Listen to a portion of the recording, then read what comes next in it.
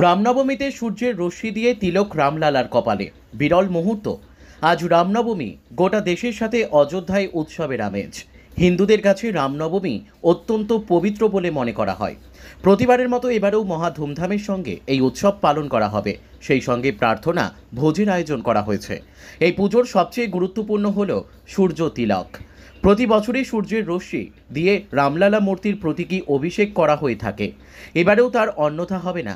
এই পবিত্র আচারকে সূর্যের আশীর্বাদের প্রতীক বলে ধরে নেওয়া হয়। রীতি অনুযায়ী যেহেতু রামচন্দ্র সূর্যবংশী রাজবংশের বংশধর, তা নিয়ে সূর্য তিলকের আয়োজন। এই তিলকের অনুষ্ঠান অত্যন্ত গুরুত্বপূর্ণ, কারণ এখানে শুধু সূর্যের শক্তিকে সম্মান করা হয় না, রামের মধ্যে সূর্যের যে তেজ, সহ্য ক্ষমতা, শক্তির প্রতীককেও তুলে ধরা হয়। এই সূর্য তিলকের সঙ্গে জড়িয়ে আছে বিজ্ঞান। সূর্যের রশ্মি, লেন্স এবং আয়নার সুনির্দিষ্ট বিন্যাসের মাধ্যমে রামলালা মূর্তির কপালে তিলক পরিয়ে দিয়ে যায়। সূর্য যখন মধ্য গগনে, তখন এই রশ্মি রামলালার কপাল স্পর্শ করে।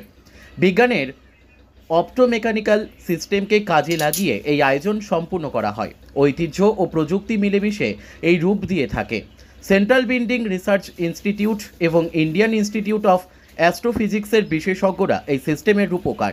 চলমান আয়নার সাহায্যে একটি ফ্যাব্রিকেটেড ক্যাভিটি ব্যবহার করে সূর্যের রশ্মিকে প্রতিমার কপালের সঠিক স্থানে বিবেচনা করা হয়।